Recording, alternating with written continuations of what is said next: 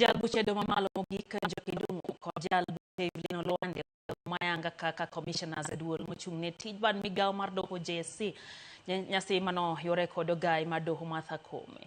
Jal buche Njokindumu yande hoyier mondo mi okaw kar jal buche Mosaindo Mohamed Ibrahim mane en jachung mar doho mamalo mogik e duol mar JSC ka jal buche Vilino Luande oyiere tielo mar ariyo mondo mi ochungne jal buche duol no. Ogai mar doho Martha Koome ojiwogi mondo mi giti kod bedruok mano ni ratiro chopo ne oganda jo Kenya duto.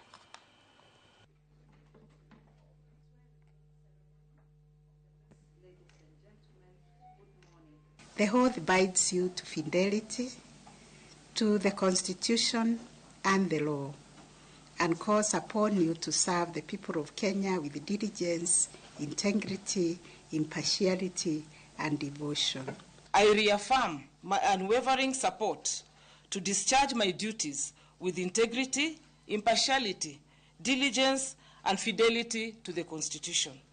And even as I step into the shoes of my late brother, Justice Ibrahim, I do commit to also represent, in as far as possible, the concerns of other judges and judicial officers as we work in the Judicial Service Commission.